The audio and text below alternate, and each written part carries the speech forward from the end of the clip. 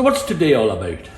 Today it's just all about a wee gathering of like-minded people who are into cars, bikes and anything mechanical really.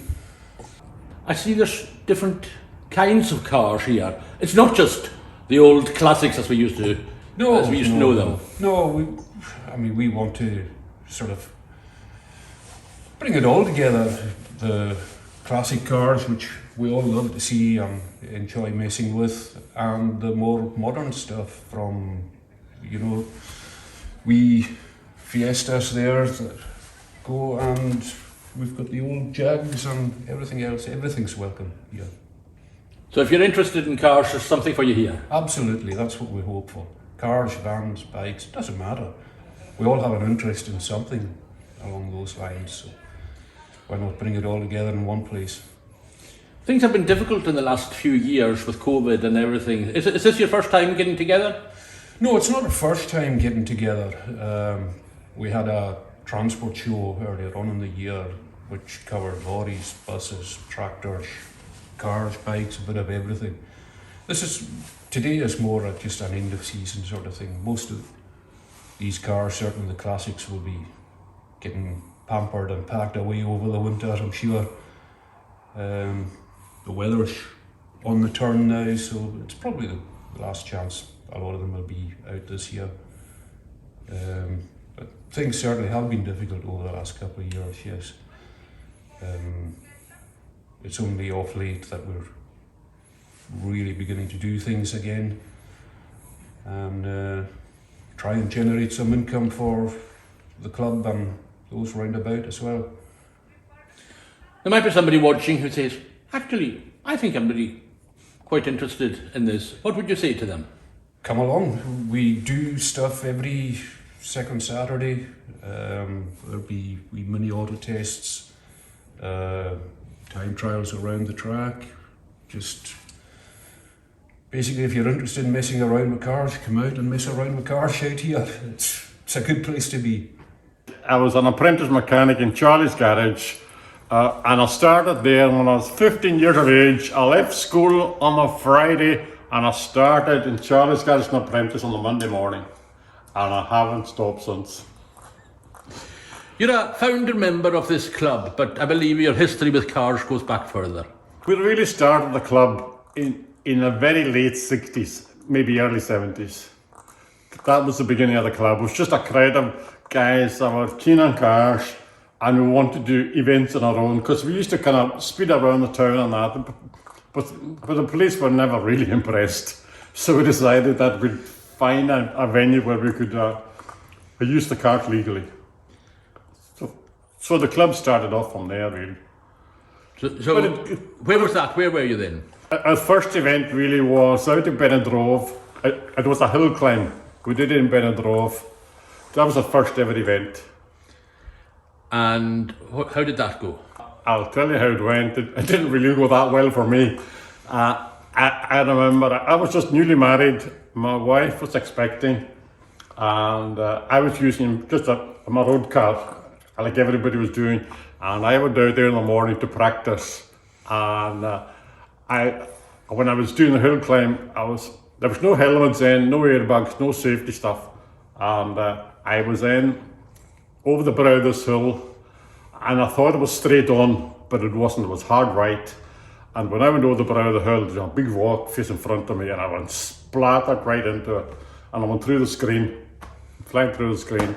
But I remember I was taken to hospital, lying in theatre, and the surgeon lifting the skin of my forehead up, and him with his wee finger, pulling all the windscreen glass off the Hillman imp out of my head.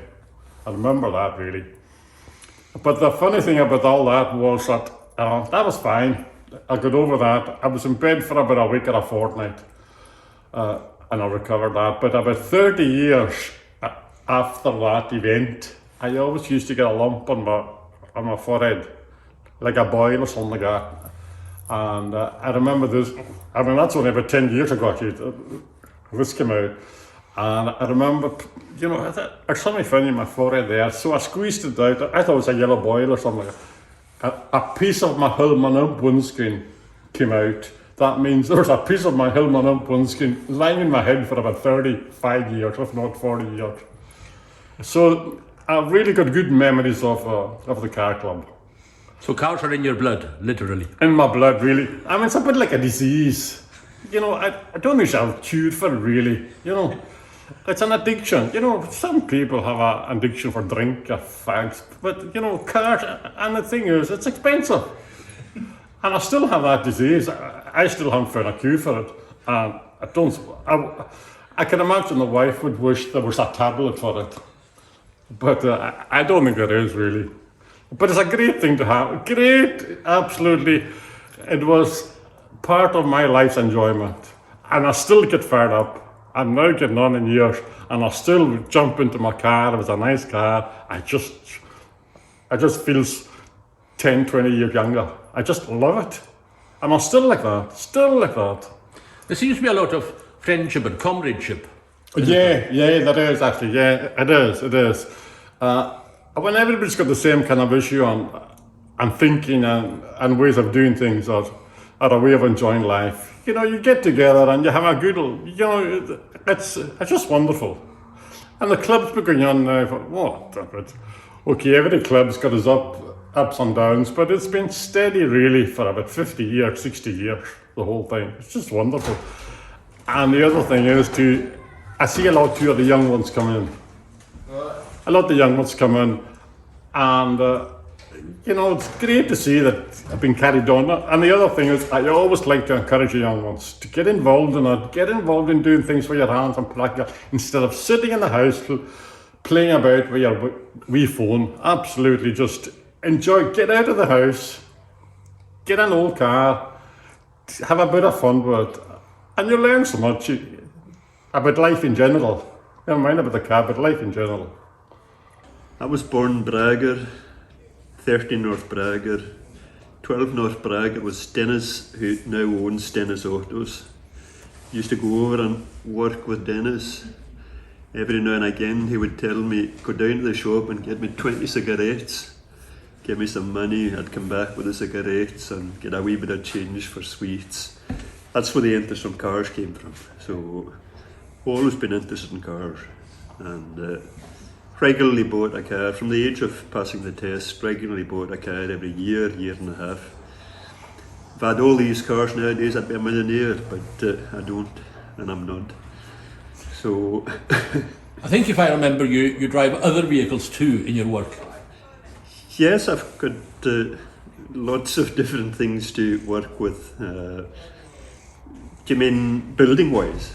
Yeah. Pickups, vans, telehandlers, really into all of these things, diggers and tractors. But my main passion is classic cars. And about 7 years ago I started looking for a classic car. And I was looking for a Rover P5B coupe, but I ended up with a Triumph Stag.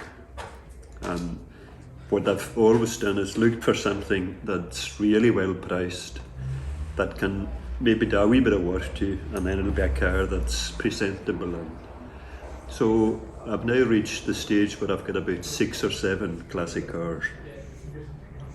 We've seen a few of them today. Yes, we've got 3 today. We've got Triumph Stag, which is the first car I ever bought. Got a BMW Z3, which was converted to look like a Cobra. And my most recent acquisition is an Evo 6 Lancer. So it's a car that was used for track days and shows. So looks alright. Which is your favourite? My favourite, probably the Rover P5B, which was the 4th car that I ever bought. So that came from Wales. And they sold it on the eBay really cheap. And the problem with the car was that it would run 4 minutes, then die. Run for 4 minutes, then die.